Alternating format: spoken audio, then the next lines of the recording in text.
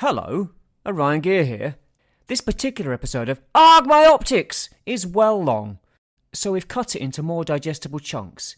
You can find the previous part right behind this in our uploads, unless you've already listened to it. In that case, welcome back. Let's get back into it, shall we? My optics! So just a bit of background on the toy line. By the end of 1999, there have been 4 Beast Wars toy lines in Japan. Beast Wars, Beast Wars Second, Beast Wars Neo, and Beast Wars Metals. And the last 2, Neo and Metals, had not been a big hit, which led Takara to decide not to import the next instalment of the Beast era, Beast Machines, and instead develop their own toy line. And that debuted in 2000, so it came out a whole year before it came out in the UK.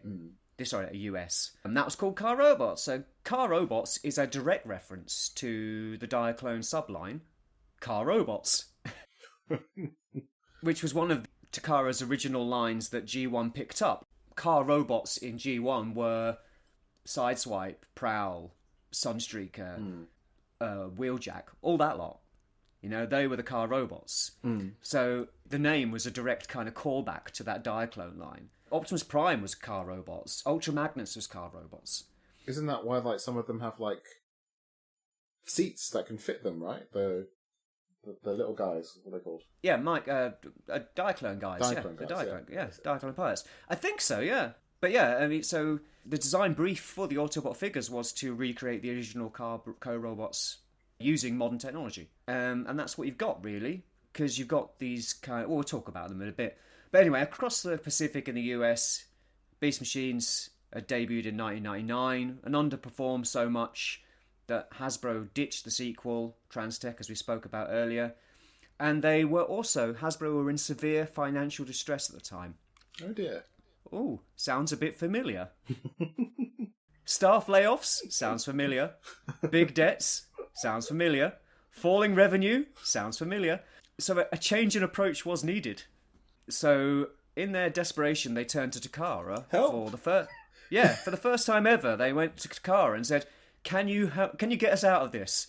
And so they co-developed the next line in series together, which would be Transformers Armada, which, as we know from our previous episode on, was a huge hit. Mm-hmm. Not just our episode, but the show too. Yeah. Well, no. Our episode was actually quite a popular episode, isn't it? Anyway, but the thing is, it wouldn't be ready till 2002, so Hasbro needed something to fill the empty real estate left by the absence of Transtech in the toy aisles. And Takara already had this brand new line on the go in Japan that they could port over to fill in the gaps. So Car Robots became Transformers Robots in Disguise over here. So what, like, from what you remember then, was it like a big deal here? Like, was it a big deal that they were going back to vehicles? I don't think so. I mean, it might have been if you were in the fandom at the time. Yes, okay. I think 2 things were a big deal in the fandom at the time, which wouldn't have been that big. You know, Transformers fandom wasn't a big thing at the time, but it was going back to vehicle modes after having a decade of Beast era or whatever it was, and the other thing was going back to a kind of silly cartoon for kids. Because, you know, it's a stark difference between Beast Machines and this. Oh, yeah. Yeah. And I don't think that was quite as well received. I think that would have been like because, Beast Machines is very serious. Yeah. And people would be like, no, this is too serious. Like, no, wait, not this much. Oh, come back. Yeah, not this. Yeah, exactly, yeah. But yeah, I mean, obviously the Transformers fandom wasn't what it is now, you know? Like, it wasn't as big a deal, and people who were, especially adults collecting toys, was more of a novelty then than it is now. I guess, is that just because of the internet, though? Like, I'm sure they were there, but you just didn't know they were there. Well, there's a lot of aspects to it. I mean, there's been a lot of kind of social change, and a lot of people, I mean, these days, it's more acceptable to be into childish things. Ah, I see. Yeah. Okay. Yeah. 100%. So, anyway, I didn't notice it until I walked into that toy shop and saw it, you know. I wouldn't have known otherwise, you know. or it wasn't like there was billboards everywhere, and it wasn't a big deal being made out of it, and the TV show wasn't all over the place. Well, that's why I was just wanted to check, because I have a vague memory of seeing that Optimus Prime in like Ditchfields or something, and one of my, where we'd go shopping at the weekend, and I'd be like, oh, this looks so cool and whatever, but I didn't know what it was until I, got the DVD years later. Yeah. And I don't really remember seeing any promotional stuff already, like how I saw with Armada, there was books and colouring stuff and, profile. Yeah, it was a full-on launch, and it was supported by a full media onslaught, whereas Robots in Disguise was not so much. They were just on the shelves, and that's why when I talk about it, for me it was the toys. I didn't watch the TV show, and I had no interest in watching the TV show. I just was like, well, why would I watch that? It's for kids. Even though I'm buying toys that are for kids. But the toy line was what was interesting to me, because it was like, oh, they're doing G1 again, only grown up. They're returning to realistic vehicles, but with enhanced articulation and integrated weaponry and all that stuff that became commonplace in the Beast era, which I had ignored, was here in this line. It's like, he's got knees. Exactly. So, I mean, to go over the line, the Autobots boasted the most brand new toys, because really this line was made up of a certain number of new molds and then a lot of redecos and recolours and remolds from previous lines. Maybe stuff that was not released in those previous lines, like unreleased toys. I know the Japanese line, like a lot of the toys that the Japanese line used, were ones that weren't released in Japan, but maybe were released in the US. And just some other random stuff, like your Optimus Primal and stuff like was very... Well, yeah, we'll get on to that. So, yeah, the Autobots boasted the most brand new toys. Got Optimus Prime, Ultra Magnus, the Autobot Brothers, Rail Racer, as in the trains, the 3 trains. The Build Team guys, they were new. And then the bad guys just had Megatron. Did Towline and Mirage get a toy? Yeah, but they're from Machine Wars. Oh, are they? They're reused from... I thought Mirage might be. Okay. No, they're both Machine Wars molds, which was like a briefly... during Beast Wars, there was this brief little dabble in, let's see if people have got an appetite for vehicle modes. And they released them in, I think it was KB Toys, as like an exclusive. It was a very small line, Machine Wars. And I think it was 1997, something like that.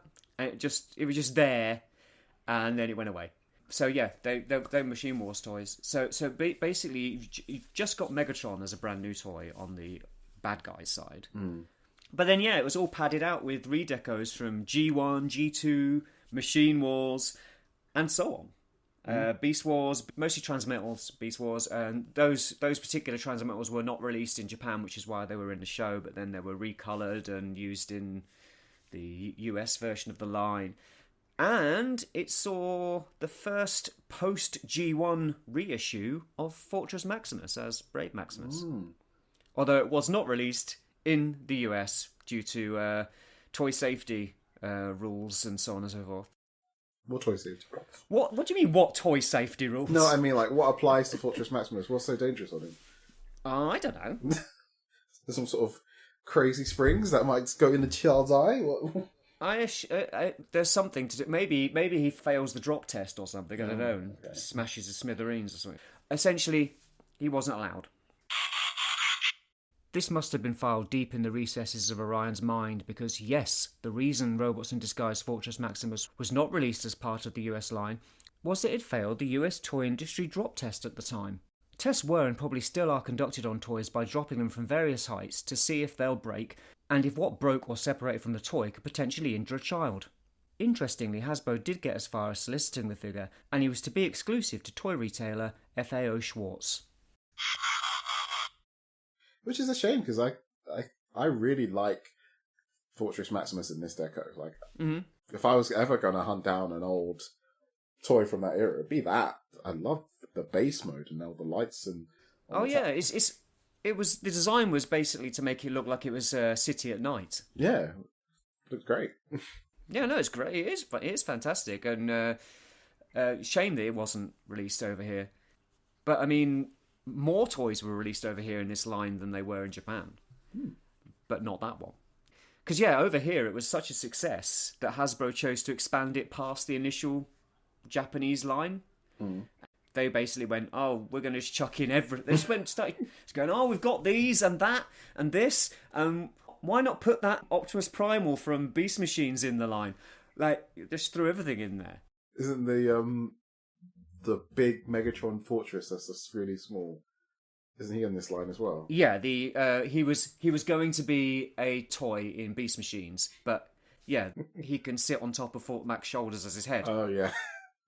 Megatron Megabolt, I think he's called, or just Megabolt. Yeah, there was a bunch of stuff that they just threw in there. For me, most importantly, Air Attack Optimus Primal, who is one of the greatest Transformers toys ever created. So, yeah, Hasbro changed the decos on the toys. They're, not content with the wonderful Japanese decos. They decided to wreck them by sticking overt faction logos all over the alt modes. They made the Combatrons, or whatever they're called, the faction that had the upside-down G2 symbol, into Decepticons. So they had Decepticon logos instead. They had a really weird colour scheme, I found out as well. I kind of always assumed... Are you talking about Ruination? Yeah.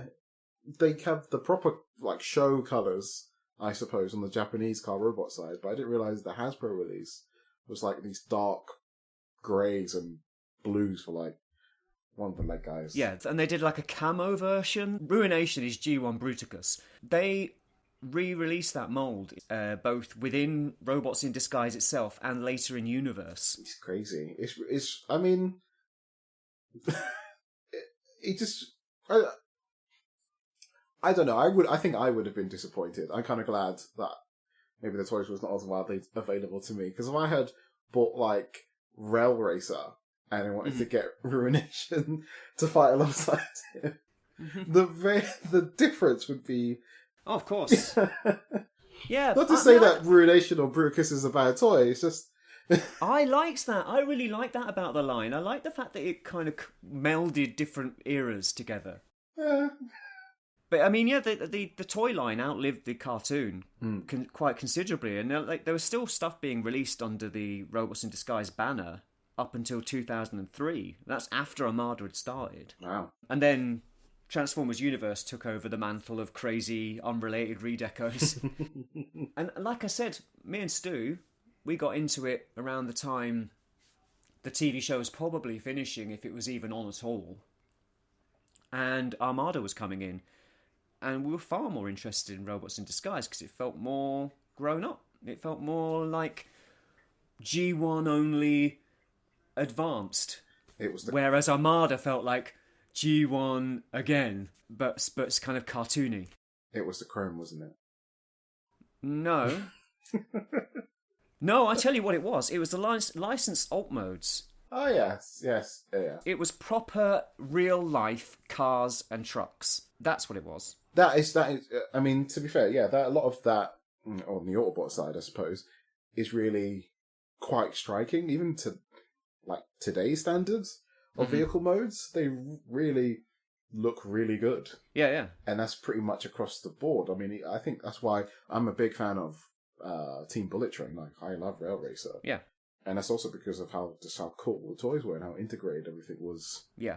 For it to be compatible and combined together. It was so cool. Yeah, I mean, we're kind of moving on to it anyway, so let's talk about the new figures. The Autobot cars, who owed a lot to the Beast Wars era in design, in that they had integrated weapons. They were very much shell-forming, like Beast Wars Neo toys. They were very similar to them. Very complex and fiddly and had asymmetrical kind of designs. And, as I said, a deliberate callback to the Diaclone car robots. They even fit in the back of G1 Ultra Magnus, they're the right shape and size. They are the same kind of shape and size as a old G1 carbot. And all three are based on real vehicles. Takara released them without any licensing, because apparently you can get away with that in Japan sometimes. Hasbro had intended to avoid having to pay license fees by retooling them a bit. So the Hasbro version of X-Brawn, the headlights are a different shape. and there's other things they've done to it to make it more legally distinct from the Mercedes-Benz he's based on. Right. They got away with that. However, they didn't get away with Sideburn. Oh. Dodge Daimler Chrysler apparently still considers Sideburn's vehicle form to be too close to a real Dodge Viper, and therefore pressured Hasbro into acquiring the license, which they did in the end. And this partly led to the Dodge mould being in alternators and Binaltech. Because they'd already purchased the license. So in a way, we've got robots in disguise to thank for another one of the greatest Transformers toy lines ever, alternators. So I love those toys. They were great. I had all three of them. I had them in their super mode colours because I got into the line a bit later. So I got the rally colours on Brawn and so on. But yeah, they were fantastic toys. I've never handled the other two. I've only had Sideburn. Rewatching this kind of makes me want to track them down. Oh, they're fantastic. I mean, they're weird. They're really weird.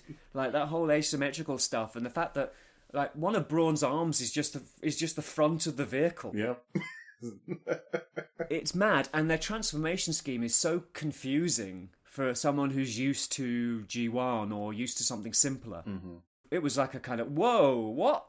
Hang on? How? Yeah. Basically, they all kind of origami up, and it is quite, yeah, I mean, I loved it. I thought it was brilliant, but it is, yeah, quite a tough one. Yeah, I remember that with Sideburn. A lot of things kept popping off the ball joints when transforming. Oh, yeah. Well, like I say, they're very similar to Beast Wars Neo toys. So other new toys in the line were Megatron, who was the only new mold bad guy, as we say. He had a cool robot mode and 5 to 9 other modes that weren't so cool.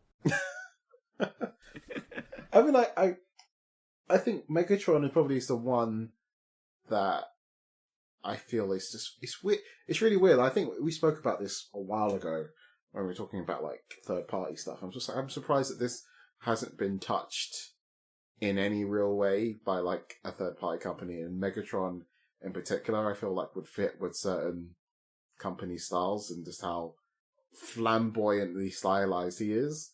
Like he's not like any version of Megatron really, or even like a Beast Megatron look. It's very... I think he was in some ways meant to be a continuation of Beast Wars Megatron to a certain extent. Like, he does have a very similar look. He has a dragon mode. Like, there's things going on there that definitely feel like it's a continuation of that. Oh yeah, he looks like a Beast era Megatron, but it's just the... I don't know. There's so much. It's more so much the toy than the actual character design. Like the chrome and the translucent on his wings. Like it's just like a really cool design. Yeah. And you just think it would get used more. Like I think it's been used in like IDW for like I don't know if it was actually Megatron or a throwaway character. Yeah, I think it was. But it's just surprising it's not got as much revisited. And I think there was a con exclusive of him using that mold as Beast Wars Megatron in red. Yes, I have seen that. Yes, yeah, which is pretty cool actually. Like a Transmetal 3, as it were, or whatever. Like. But yeah, I mean it's an odd toy. I had it. It's I mean, okay, so here's the list of alt modes he allegedly has: Bat, two-headed dragon, jet, Batmobile, a hand, and then later when he became Galvatron, he was slightly remolded in Japan. I think that the version we got in the West was always the Galvatron version, just painted different colours. Oh. But got slightly remolded so that he had additional modes of Griffin, one-headed dragon, hydrofoil, and elephant. Now, most of these didn't look much like the thing that they were meant to be, to be fair. Yeah, it's really weird when he says it in the show. Mega Beast form! And it's just... Yeah. Oh, you kind of folded up your arms? Yeah. Yes, exactly, yeah. It did have some play features, like the hand could grip There was like a kind of lever on his kind of crotch area, but basically, obviously, he was formed into a hand at the point, but basically made the hand's grip. Is it? So, you know, did they ever make something for the hand to attach to? Or did they ever make a ship, or no, I is don't it think compatible with something else? so. No, there's a missed opportunity there. Yeah. But you'd need a giant transformer for that, and at the time, transformers weren't that big. Strictly, it is true that there was no Transformers toy made for Megatron's hand mode to attach to. However, the pegs that keep Megatron's chest closed do, by chance, fit the ports in the palm of Omega Prime, the combined form of robots in disguise Optimus Prime and Ultra Magnus, known as Godfire Convoy in Japan. Understandably, the arm cannot support the hand's weight, but this didn't prevent this unofficial combined mode appearing in a comedic Japanese Transformers Legends comic strip and being dubbed Devil Godfire Convoy. But yeah, during the interview, Takeshi Kunihiro said that it's one of his favourite designs that he'd worked on, and then he revealed the 11th Devil Ostrich mode. Like, for this guy to say that, I mean, he must be on something, because, like, he's worked for Takara since 1984, designing Transformers.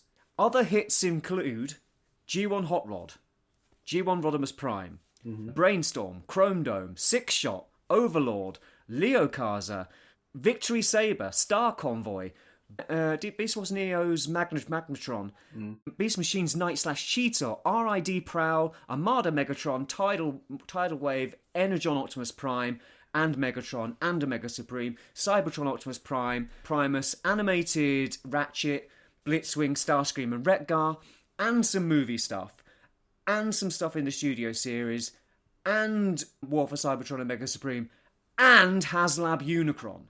Wow. So this guy, I mean, admittedly, some of those came after this toy, claimed this was the one of his favourites. So, okay, I mean, it's okay. I think the problem with that toy, like I think it's too undersized. I think it needed to be a scale or two bigger to really allow for these transformations to do what they say they're doing. And also to stand toe-to-toe with Optimus Prime Super Mode. Yeah, that as well. Like, he feels very... I'm pretty sure he's even shorter than Small Prime. Like, I think he's a bit bigger than... I think he's around the same size or... No, I don't think he's shorter than Small Prime. Okay. He just doesn't look as imposing as he should do. And I guess for a new mold, it could have been. But, yeah, I like the design. I like the toy, and I'm surprised that toy has survived in my collection as much as it has, because it's pretty. It's got lots of chrome on it. It's very. There's lots of molded detail to it. It's not an ugly toy. I just think the robot mode looks striking. I just think that the other modes are a bit iffy, but like the robot mode does look great. Yeah, and it's really quite posable. It is. So let's talk about the other new toys. I mean, we mentioned Prime and Magnus, so let's get on to them. Like, Prime was the first one I bought, and that's what got me into it. And he is packed with play features. Mm-hmm. Lights, sounds, missiles, and he combines with Ultra Magnus, as we learn later. Mm-hmm. He has several different modes. This is where they introduce the idea of Optimus Prime having a super mode. Yes. Which then carries through into almost everything afterwards, essentially. Certainly all the Japanese shows, all the Unicron Trilogy stuff. Yeah. So yeah, it's a great toy. I love it. I think he's got one of the most beautiful alt modes. Yeah, he's got a great alt mode, yeah. And that's the whole idea of Prime being a fire engine kind of really rings true to the character.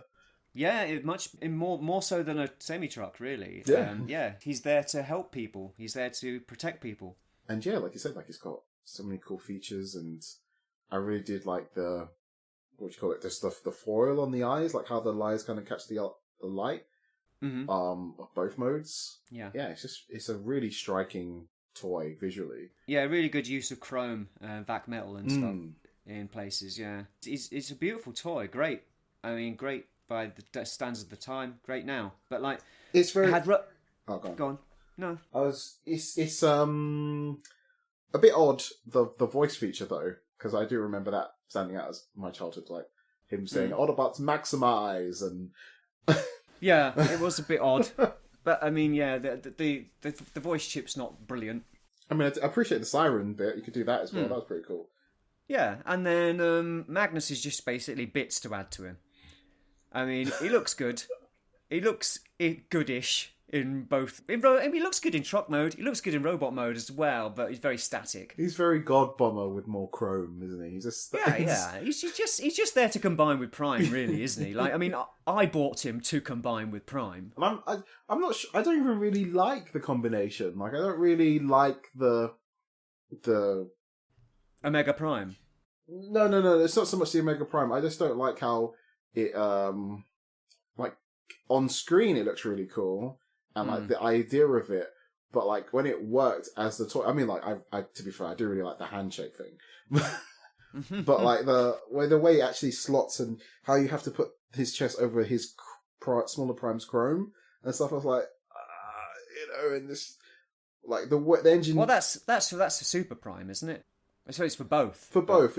But it feels this more like there's issues with, I feel, with the combination of that toy, and more than like their individual parts. Like separately, they're fine, but when you put them together, I feel like I think it isn't always that well thought out. But I mean, I thought it was a great concept. To be honest, I mean, Omega Prime looks daft as fuck. Like he's ridiculous looking. Even in the show, he's got like really long arms, and he looks really weird. It's like nice idea, but could you not have made him look a little bit more coherent?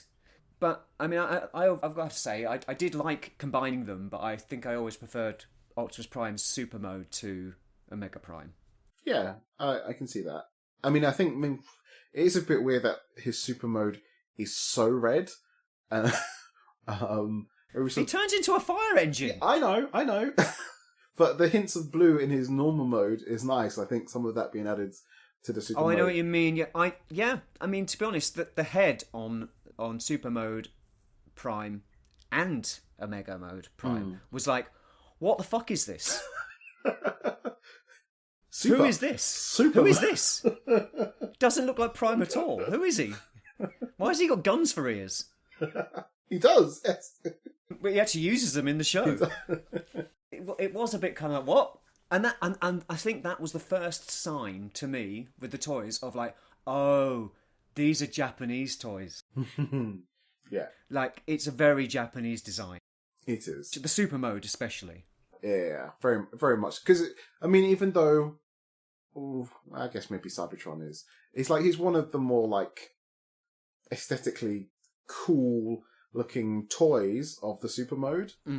Like, I don't think Armada Super Mode looks very great toy-wise, and Energon one certainly didn't, and I think Cybertron one is probably pretty cool looking, but like visually the Super Mode I think looks really cool with all the chrome and stuff. It's a cool looking toy. Yeah, I can't deny it. Yeah, I mean, it like we said before, it popularised the idea of Prime combining with his trailer to form a Super Mode, and then combining with other Autobots to be a powered up version of himself in some way. And it's definitely followed through into the Unicron trilogy. You know, he combined with his trailer in every one, I think, and things out of his trailer in Energon. Oh, yeah. And then he would combine with other Autobots, like he combines with Ultra Magnus in this. So that was the beginning of this trope, which has definitely followed through all the way till now. So yeah, I mean, it's a thing, and it was quite well executed for the time, I think. Yeah. I mean, it's only like retrospectively looking back at it now. Yeah, you know, some things look a bit flawed or dated, or kind of like, well, why did you engineer it this way, type of thing.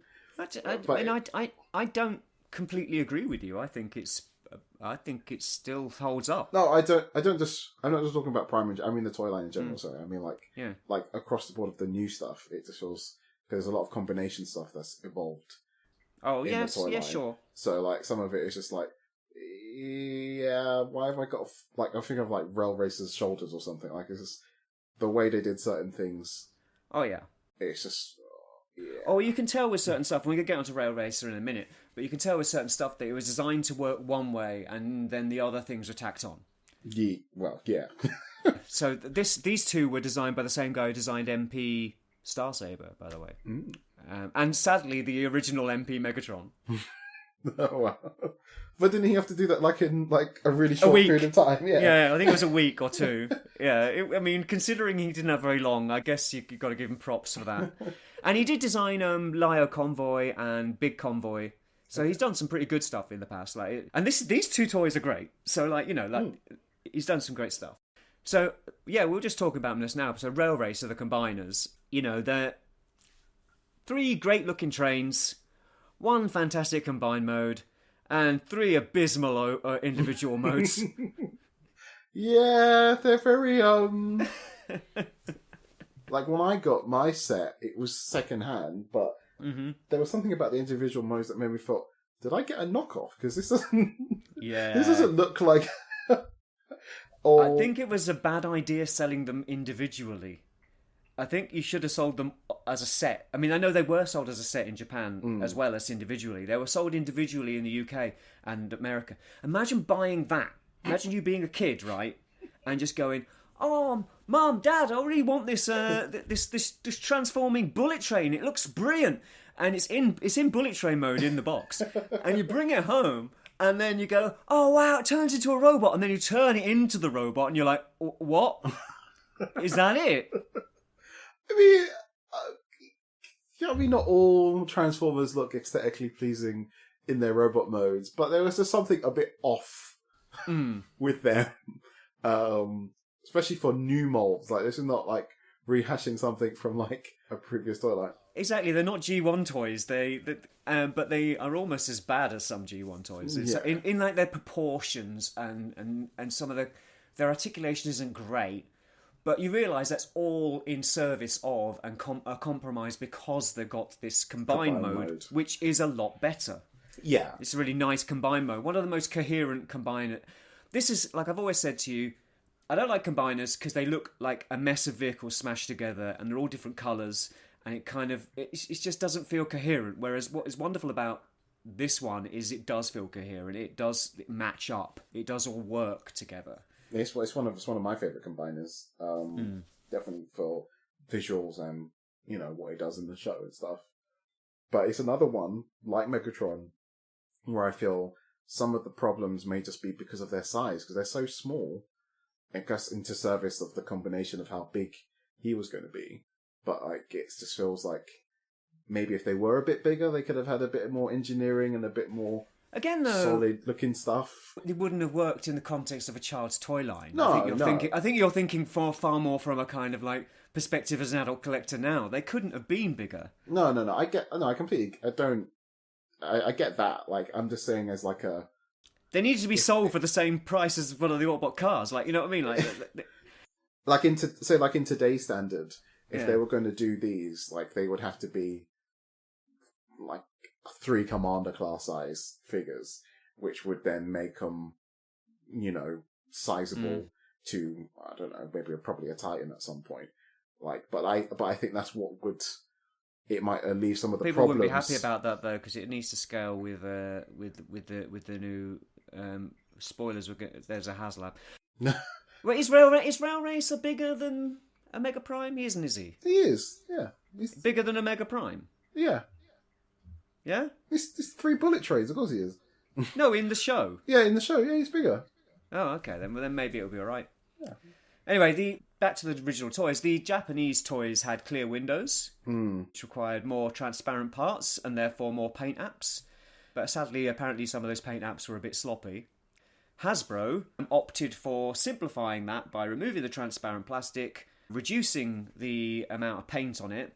Or, no, they didn't reduce the paint, they relocated it. They put some paints in some other places, and then they slapped massive fucking Autobot logos on it. All over the place. Which, yeah, so I prefer the Japanese approach. Robots, it's in the fucking name of the show, Hasbro. It's in the fucking name of the show.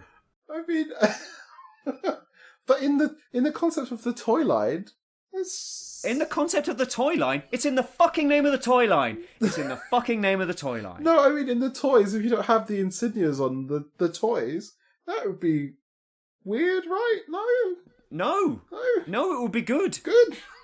Yes, it is good. So even if it was something like the rub signs or something, would that be better? Would that... Yes. Yeah? Yeah. Okay. I can't see in alt mode. I can't see in alt mode, not in robot mode. In alt mode. In alt mode. Okay. In alt mode, they should have no indication that they are robots. Because they're in disguise. I don't know why you're having so much trouble getting your head around this concept. It's quite straightforward. No, I mean, I'm just trying to think, does that bother me? I'm not saying whether it bothers you or not. I'm just saying that the concept of the show, that's what it was. Yeah, I know. No, I know that, but I'm just saying, like, if I had these figures and they didn't have the insignias on the alt modes, they would look better. I guess so. They would look more like robots in disguise. Yeah. I think that's true across all of the lines. Well, especially the ones that use realistic alt modes. No, they wouldn't have, would they? I was going to say, did the Hasbro versions of the Transmetal guys, did they have their names on them? I don't know. I'm not sure. I don't think so. But they would have had a Predacon symbol on them somewhere. Well, they had the Spark Crystal, didn't they? Because it was that Spark Crystal time. So, but yeah, I mean, I'm just saying, I prefer a logoless alt mode because they are in disguise. There's no reason for it. Obviously, you can't do much about Ultra Magnus. He has to have it because it's right on the fucking front there. But if it's going to be something that's visible in robot mode and has to have the insignia on it, fine. But if it doesn't, then why do it at all? Why slap it on there when you don't need to? Anyway, that's a bugbear of mine. But yeah, I mean, they were really nice toys, really cool trains, really cool combined mode. I love the combined mode. Shame about the robot modes, but they were great. Then you've got the other combiner, the build team, or landfill. Yeah, it's another toy that I've not experienced in person, and really, no, never had any of them. Don't think I've even seen it at TFN. That's weird because they were everywhere for a while. Well, maybe they're on shelves and I didn't notice them, but even in the show-wise, they don't really appeal to me. I always kind of assumed, because I have seen bits of the show throughout the years, and I've seen their transformation, and I kind of assumed that the different vehicles that attach to Wedge all had like a different head or something, like no, because they kind of rotate, and I thought, oh well, if the green one's behind a green head of players, or this isn't Power Rangers. Well, maybe that's why I thought that, but it just seemed like there was more going on to his combination. But no. Well, there is. I mean, there's 4 different configurations, I think. Oh, there is. Yeah. Were you not aware of that? No, I'm. There's 3 different configurations. So where either Grimlock, Heavy Load, or Hightower, they take turns in being either a leg or both arms. Oh, okay. So that's why they do twist round, and like you could have Grimlock as a leg, because the normal configuration I think is to have Grimlock as the arms, and then Heavy Load and Hightower, who are very similar toys as the legs. Similar, yeah. Well, they are very similar toys. They're based roughly on the same mold. It's not the same mold, but the concept's very similar. They transform almost exactly the same. They're very, very similar toys. But you can turn them around and have Grimlock as a leg and Hightower as the arms, or have Heavy Load as the arms. These are all options. Okay. Obviously, Wedge is always the centerpiece. I wonder if they did that in the show, because I never picked up on it if they did. Yeah, I'm not sure if they did do it in the show. They did do it in the show, although in the US less of a big deal was made of it. In Japan, all 3 modes had names based on the character that formed the arms. Hurricane mode was the more traditional and often used mode in the show, with Grimlock, known as Hurricane in Japan, as the arms, which according to the Japanese tech specs had the most balance between offensive and defensive capabilities. Typhoon mode, with Heavy Load, known as Typhoon in Japan, as the arms, had the highest offensive power and featured in the episode Skybite Saves the Day.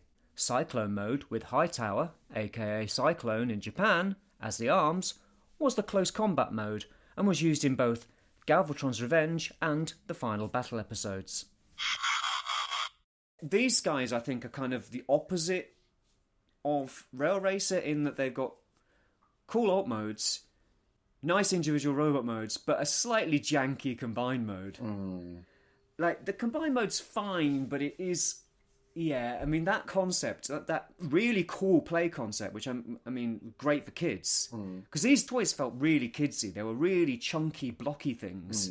That concept felt very kid-orientated. You being able to combine them in different ways and move them around and so on. I mean, maybe it's just because I just don't really like the characters in the show. But I just didn't... When I've seen the toys in online and various toy galleries or whatever. Yeah, I think it's fine. Just not... They don't scream visually as much as like the Team Bullet Train does. And they all had heads that looked like their alt modes. Yes. No, I thought they were quite cool, but they did feel a little bit weird and out of place. But yeah, I thought they were quite cool. I liked the toys. Yes, the combined mode, not brilliant, but I liked them. Yeah, and it's nice that the two combiners from this series are obvious homages to G1 as well. Like, you've got these, who are a homage to the Constructicons, and then you've got Rail Racer, who is a homage to Raiden. Like, again, they're calling back, but they're not calling back in a way that's obvious. They didn't just go, here's a new Devastator, it looks exactly like Devastator. They went, here's a new combiner that turns into construction vehicles, but here's a new take on it. It was weird that they used Grimlock as the name of one of them. Yes, that's the elephant in the room, isn't it? Grimlock was a digger. Yeah, it's a bit weird. I mean, I wonder if that's why Grimlock in the new RID show is also green. I think it might be. I think that it's a nod to that. Wow. Yeah, I think so. But yeah, it was a start of inappropriately used names, which happened a lot throughout all of Armada and Energon, etc. Yeah, just going, oh, what names have we got lying around? Oh, this one. Oh, fine. But normally he's a dinosaur. Don't matter. There we go. He can be Grimlock. I mean, like, it's just weird because it's not even like a construction pun. No, exactly. The other guys, at least. I mean, I don't know about Wedge, but still. I mean, it's a tool you use in construction, I'm sure. Wedge a door or something. But I suppose it's not. I don't know. It's not. Doesn't scream construction to me. I mean, you could call him, I don't know, adjustable spanner or something. But like Wedge is a bit of an odd name. Do you know what he was called in Japan? Tool. No, he was called Build Boy. Build Boy. Yep. I mean, they really drill home that he's a young member of the team and that he's the leader, but he's a young leader, and they all kind of accept that, and they just kind of enable him being a little idiot. And he's little and cute, and he does sort of I don't know. For me, he feels like he shares a lineage with someone like Wheelie in his kind of coloration and his kind of cuteness. Okay. So there you go. They're the two main. And then, of course, you've got G1 Bruticus coming in. Just, oh, hi, I'm from 1985. And just, I mean, from even earlier, really. But, like, so I'm just G1 Bruticus in different colours. Ruination, that's my name. I mean, fine. It's just so weird. And they're just recoloured. I mean, there were some slight differences in that they made his weapons combine. And the spare parts from the team all combined into a big weapon, which wasn't part of the original G1 toy, but it was just a reissue of the G1 toy, just in mad colours. So strange. I mean, even Scourge. I think people kind of like the mod is based off of, but I think he's become like even though he's the repaint, like he's the more desired one, just because he looks more, he's much more of a cool deco. Yeah. Overall, which I guess is kind of nice as well. Like sometimes, when the repaint is... Yeah, well, some people really like the recolours of Bruticus. Yeah. But yeah, so you mentioned Scourge. So we're getting onto the reissues and redecos. And Scourge, Black Convoy, was a redeco of G2 Laser Prime, which I had never experienced because I stopped collecting Transformers before G2 came along. So for me, it was like, what the fuck? This is amazing! It's such a fantastic toy. It's packed full of play features, loads of stuff you could do with it. Sadly, they did take the electronics out. Oh, yeah. There was electronics in the original one, so his fist didn't light up, so the sword didn't light up. Things like that. But beautiful, lovely chromed oil tanker. Mm-hmm. I bought the Japanese version, so I had the pink rather than the red. Mm-hmm. It was great. Absolutely amazing figure. Yeah, he does look really good. And again, that's another one in the show. It's like, oh, I would like this figure. It's also like one of the few times where the black repaint of Prime is a person. Like, yeah. Well, this was one of the first. I mean, I think you had him in Beast Wars second. Yes. I think the very first black repaint of Prime was Lio Convoy. But this was when this thing became a thing. This is when it went, all right, let's repaint Optimus Prime in black and teal forever. Well, yeah, but I mean, even in the sense of, like, it's not a direct repaint of the Prime of the show or of the toy line. It's like, it's a repaint of an older one, which is fine, but it's just like, he's not really Nemesis Prime. He's just a guy who looks like Prime in black and teal or whatever, which I think is, as a concept, is pretty cool. Yeah. Yeah, it was a baddie who just looked like Prime. Yeah. Because they repainted an Optimus Prime toy. I know the reasons, but I mean, this is they sold it in a good way. Yeah, absolutely. And it was, it is. I think it is a superior redeco. Like I do prefer it to the original deco. And it's an amazing toy. That G2 toy is so good. It's so deserved to be brought back. That trailer is amazing. It's got like rows and rows of missiles, and it's got the disc shooting gimmick. It's fantastic. Yeah, Fortress Maximus didn't pass the. Yeah. Here, Timmy's the stand right here. Yeah. It might have been. It could have been a lot of other aspects as well. Selling a toy that big at the time it's a as big well. Toy, Yeah. But like we mentioned, we already went over it, but he is a really lovely redeco of the original toy in those kind of city at night colours. And you could put Spymaster Scourge in his little is it Spymaster Spy Changer? Yeah. You could put Spy Changer in his shoulder, which apparently is what he does in the show. He does, yeah. But the weird thing about that was, though, that the Japanese didn't get Spy Changer Scourge, and the US didn't get Brave Maximus. So you'd have to import one of them to be able to do that. Well, that typical Hasbro. Actually, that brings me makes me think of the Spy Changers then, because where do they originate from again? G2. They're G2 as well. They were the G2 GoBots. Right. And they were basically, the concept of them was, at the time that they were created, everyone was dead into Matchbox and Hot Wheels cars. Right. And these are the same size and shape, and they're designed to be cross-compatible with those lines. They can fit on their tracks and their playsets, and they transform. Okay. That makes sense. Yeah, and they were released in G2, and they were released in Japan as well. And do you know what the difference between the Japanese Spy Changers and the US Spy Changers is? Oh, they had loads of redecos. I did see like an image of some of them. I'm not sure which one was which though. There were redecos and there were different decos, but the main difference was that the Japanese toys had heat-sensitive paint. Heat-sensitive paint? Yeah, so they had black paint apps on them that were heat-sensitive, and when they got hot, it revealed their Autobot symbol. A little bit like a rub sign. That's pretty cool. Yeah, but they took that off on the US versions. They just went, no, we want them to have an Autobot symbol on them all the time. Constantly right there in your face. American children shouldn't be rubbing their toys. They need it to be spelled out for them. But yeah, there were translucent ones, and there were the ones that came with the tiny tins which Tiny Tins apparently was this line that Australian company came up with the little kind of tin boxes. Oh yes, yeah. And you could put your car inside the tin. I remember seeing them on the shelves and thinking, what is the point of this?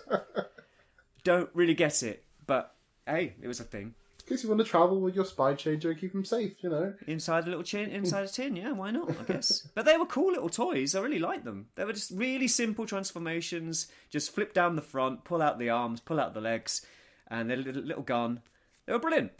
It seemed, from me looking at them now, it kind of these sort of like big mini-cons to me. Yeah. In the way they kind of transform and stuff. But they look cool. Like, I really like some of the translucent ones and stuff, or the ones that are kind of like half translucent. Yeah, that speaks to me. But I mean, I thought they were fun. You know, pretty cool. Yeah, lovely. And then, again, they just went, oh, right, we'll just have those. Stick them in the line. Great. And they were in the show. Mm-hmm.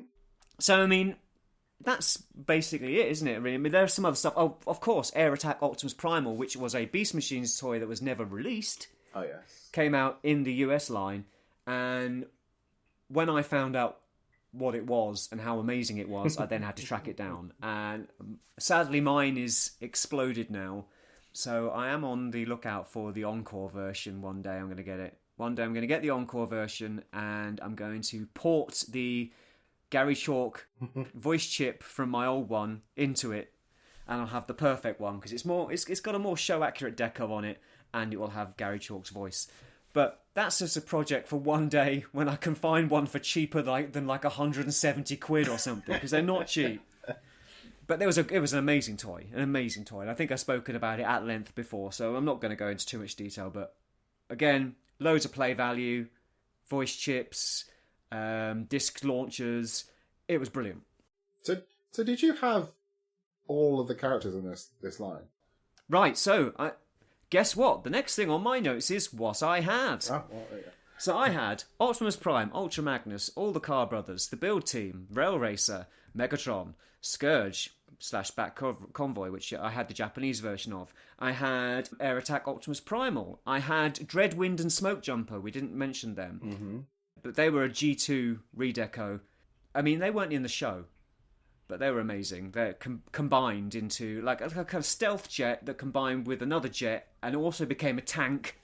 Are they the ones from the adverts with the rap? Yes, they were in that G2 advert with the rap, yes. I mean, there's a couple of G2 adverts with raps, but yes, they were in one of them, yeah.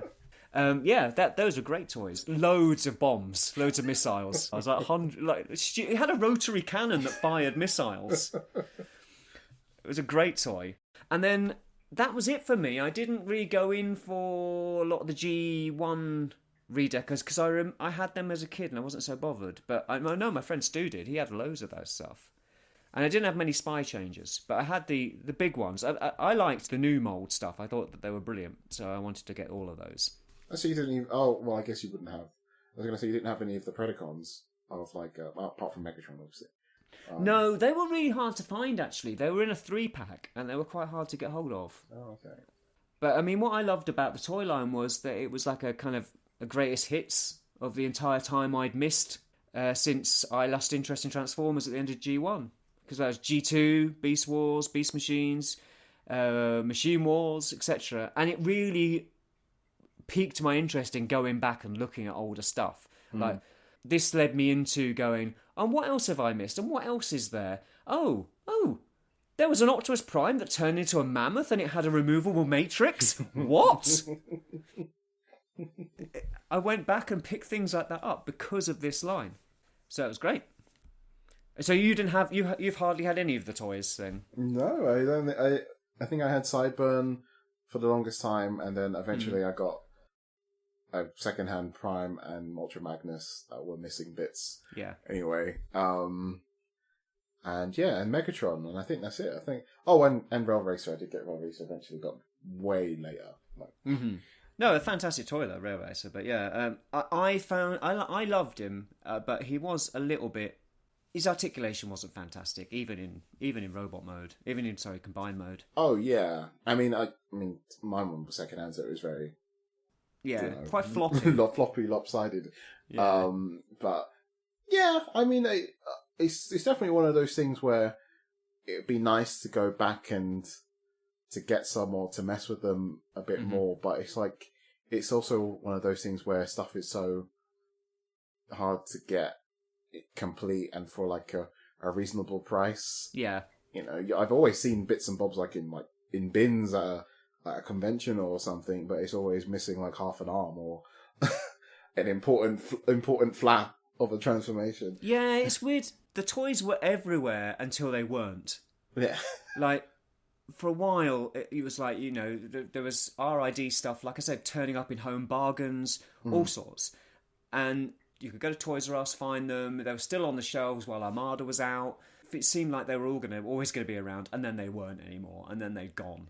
And I think they're much loved as well. Like, I think people who own them don't want to get rid of them. Yeah. So they don't tend to appear on the aftermarket as much as you'd expect. And obviously they were played with by kids. It was still a child's toy line at the time. You know, Transformers are still very much for kids, and these toys got put through the ringer by children. So you will find battered copies and sun-damaged copies and all sorts. Oh yeah, I mean even my Ultra Magnus is looking more beige than it ever used to.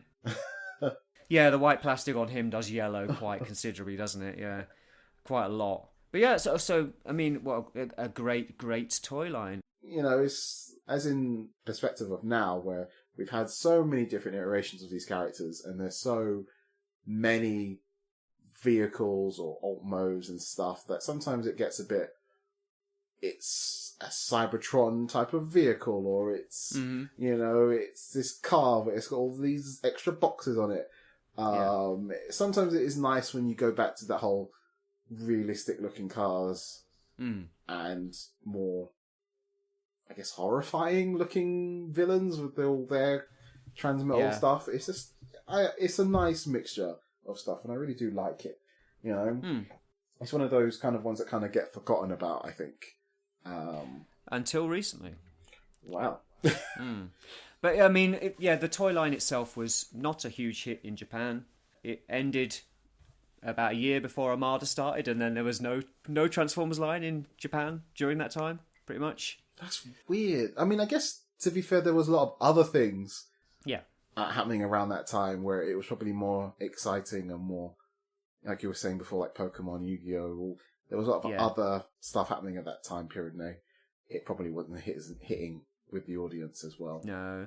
But it did save Hasbro again. Like, you know, it was a hit here, and they got to basically push out a load of redecos of old molds really cheaply and make a killing for a while until Armada came along. So it saved them from going under in a way. A little bit like, so many times this has happened to Hasbro. It was like, what we're going to do, we'll just do this for a while, and hopefully we'll just sail through, and then we'll be all right at the end, and then we'll get another hit. And they usually just about pull it off. I mean, it wasn't like a hit on the level of Armada, but it was enough. And like I say, it went on longer than expected, and then Transformers Universe kind of took on the mantle of doing that kind of thing, of like redecoing old molds. And gave us some beautiful redecos, like Universe Razorclaw, who was a redeco of Tigerhawk. It was a beautiful figure. See, so yeah, it had some impact. It marked the semi-permanent return to vehicular alt modes, popularised the idea of Prime combining with his trailer, like I said, and also the trope of reformatting characters with new decos. Powered up versions of Powered up. Yeah. Oh, I'm powered up because I'm now silver. Okay. All right, whatever. And also the evil black and teal Optimus Prime. These are all mainstays. These are all what Robots in Disguise gave us. And the whole, we need to save that Galvatron trademark.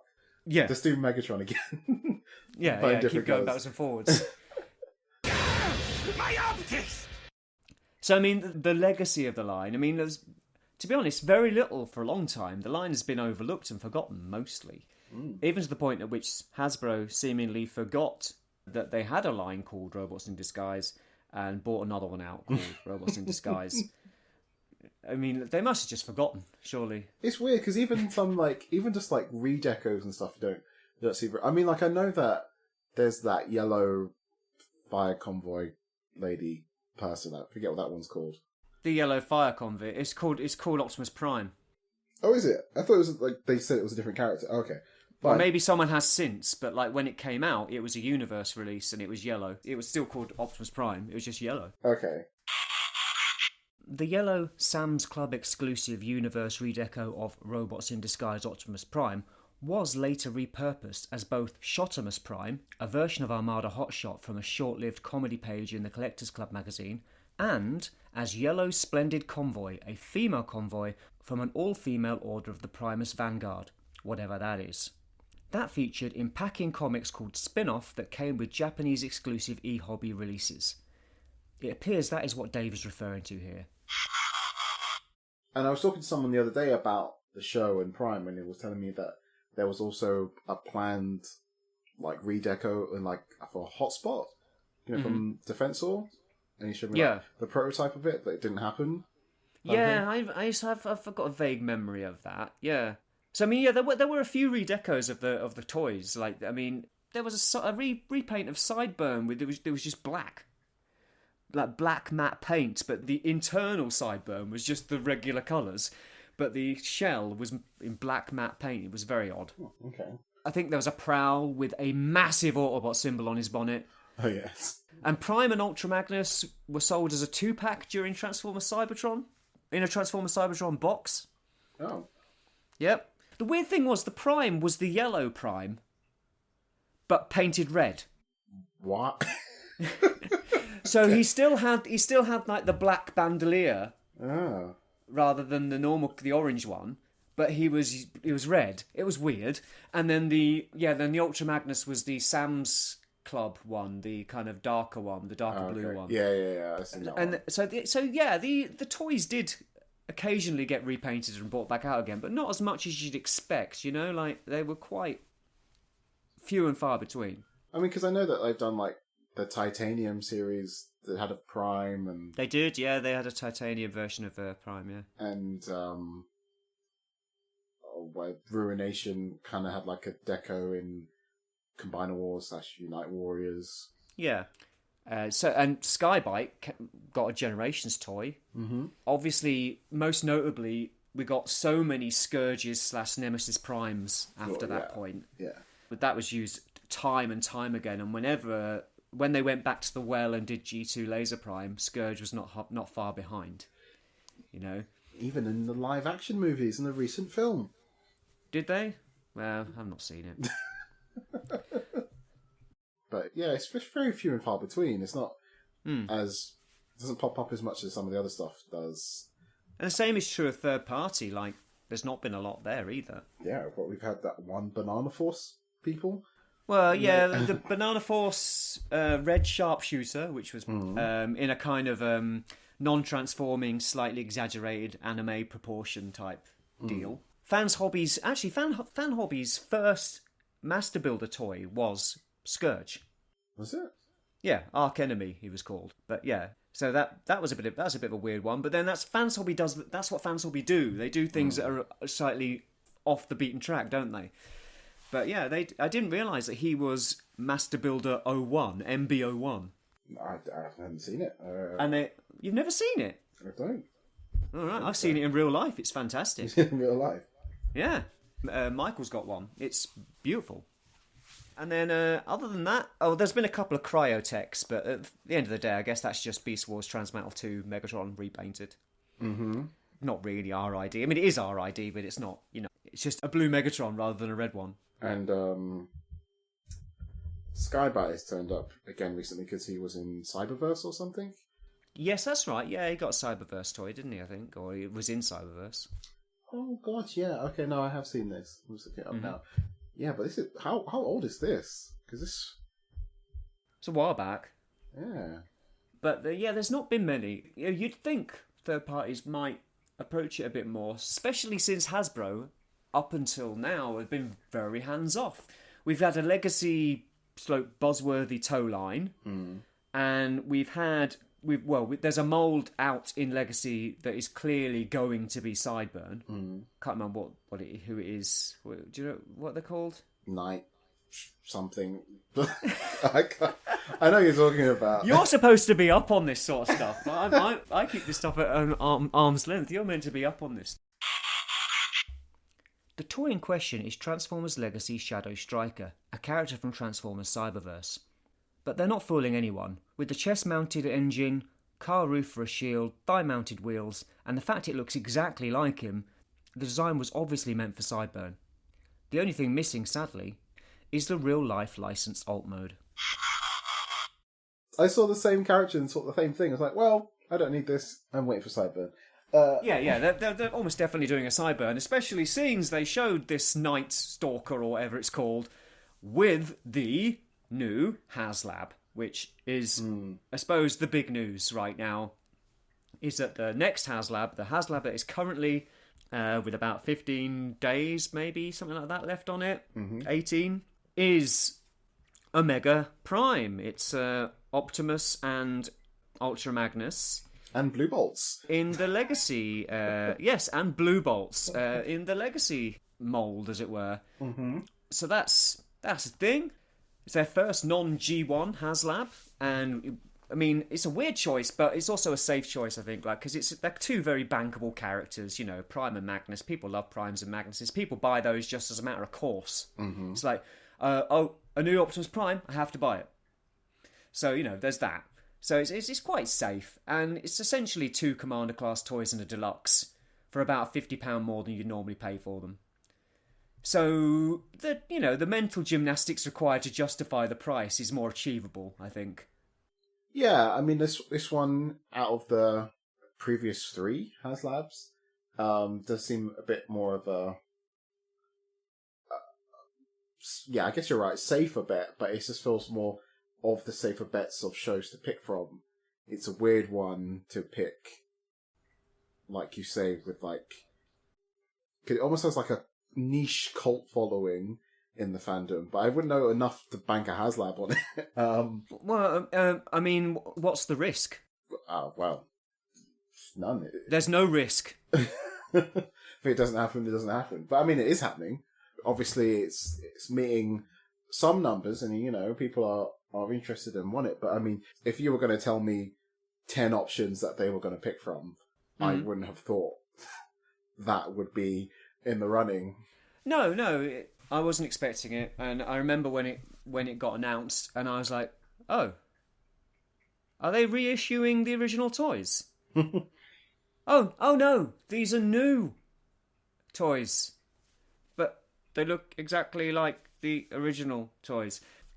But I mean, it's work. People have backed it. It's almost up to the second and final stretch goal, which is a couple of bits of road.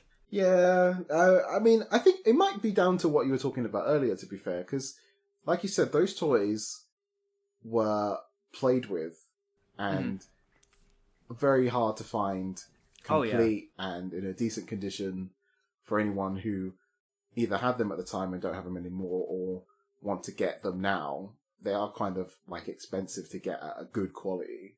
So. Oh, yeah, agreed, yeah. I think you're right. I think that Hasbro, in a way, are banking on the fact that the vintage figures are so expensive on the aftermarket that people are going to want to get these anyway. Because they even did like an encore version not that long ago, and it was still pretty pricey. So yeah, that's still a while ago now. The encore version, yeah, and it wasn't even in huge numbers at the time anyway. Like, I wouldn't be surprised if there's less encore versions than there are going to be these. Oh yeah, but I just meant in the terms of like those that are probably the closest thing to being good quality versions of those toys, and that was still quite a while ago. So yeah, I can kind of see the logic to it, but yeah, it's one of those things where like, is it going to be like the problem with Legacy is that there's a lot of dipping waters in different things from different eras, and not a lot of it gets committed to past like 3 characters or whatever. So I mean, I kind of don't want the next thing to be Gigatron. Yeah. Preferably Rail Racer in my humble opinion, but something. It's nice that they're doing something for RID, and I kind of like that it is getting some love and kind of either people who knew about it who didn't pay much attention and either looking back on those old toys, or people who kind of had them and, you know, are getting a kind of a buzz from being able to get these characters. Maybe they could get one but not the other. And Yeah. it is nice that when a resurgence or when they do retread on something, that it's something that's not have been retread like 20 times within the last 3 years. That is all Hasbro do now. Yeah. To be fair. Yes. All they do is retread old things. So, I mean, this is exactly the same design as the original toys, slavishly so. Mm-hmm. It includes things that made the original toy a bit dumb, like an exposed head in the alt mode, feet hanging off the missile pods. The command center still looks like a pile of parts. Even the Hasbro guys can't defend that. They said it in this live stream, like, yeah, it looks like a pile of parts, essentially. But it's accurate to the show. Oh, great. No ambition then. Like, we won't try and update these characters, make them look cooler or better. We'll just make them again. It's still a parts former. Mm. The armor's still worn as a tunic. It still hangs down, and the crotch plate is still attached to the body. It hasn't got a waist swivel. There's no electronics, there's no spring-loaded missiles, there's no rubber tyres, and I don't think they've even confirmed that Optimus can wield the ladder over his shoulder yet. And yet, almost 16,000 people have backed it. I think he can. I think they have said they can. Well, okay, yeah. But it's. I get your criticisms of it. I understand. I understand where you're coming from. But then, at the same time, I can understand the limitations of what... say, like, if some people want rubber tyres, for instance, let's pick that. Mm-hmm. But then, also the problem of having something lasting a long time. I just bought some Starcom toys the other day. They've got rubber tyres. I'm not saying that it won't. It's just that it's not known for rubber... If you're going to be using it for a considerable amount of time, right? Sustaining. These are going on people's shelves to be posed, not to be played with. Those will last. Third parties do rubber tyres all the time. But, I mean, I don't think that's not a big deal. It's just something to mention that's different about it. And they mentioned it like it was an improvement. There's so few improvements that they have to talk about the tyres not being rubber. That's kind of my point. Like, what's improved about this? Almost bugger all. It's got slightly better articulation. It's got mildly improved proportions. It's slightly more show accurate. It's got improved stability in the combined modes, allegedly. Mm-hmm. There's less vac metal. And Blue Bolt's a Transformer now. And that's it. Yeah. And they're charging you £250 for it. And you have to wait 18 months. And you don't get to see the final product before you buy it. And you won't be aware of any QC issues. And they'll only ever make this many. I just think I'm shocked they found it so quickly. If that's what fans want and feel is worthy of a crowdfunder, that's what you'll continue to get. And that's fine. That's what you want. If you want 2 Commander class figures and a deluxe at 20% more than they cost at retail, fill your boots. But I just don't feel like this is a big enough deal or remotely exciting enough to back. I mean, I don't think Hasbro should be crowdfunding, full stop. But they should be events. They should be something special. They should be one of a kind. They should feel like something that just couldn't happen if it wasn't for the fans willing it into existence through their support of the project. And this doesn't feel like that. Well, yeah. I mean, that's mostly because that's how they marketed it. And that's how they, sold it to the fans at the time.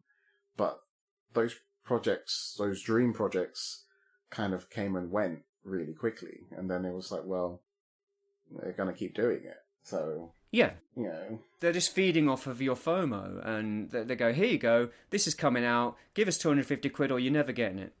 Yeah. I mean... Blackmail, essentially. Some things didn't come to fruition, and some things, didn't get made, and some weird ones really did. And people will have backed it because they're like, well, because they feel like they have to, because they won't get it otherwise.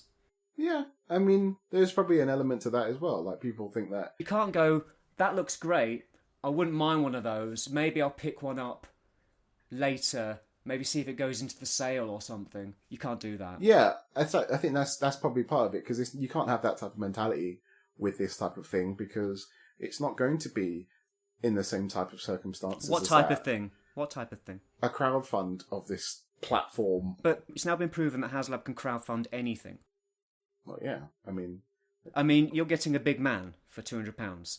Next, they'll be crowdfunding Titan class figures. They crowdfunded a Hero Quest board game. I mean, yeah, they could do anything. You know? Well, no. They could have totally reissued Hero Quest and people would have bought it. Yes, you're right. Yeah, I mean, it's... Yeah? What can I say? If that's what people want, and that's what they... I have to say that if these were being released at retail, or even like a Hasbro Pulse exclusive, at say like 70, 80 quid each, I might bite. Because I love these original toys and I like the idea of like a kind of slightly updated version of them. But it's 250 quid. And I've got to pay it 18 months in advance.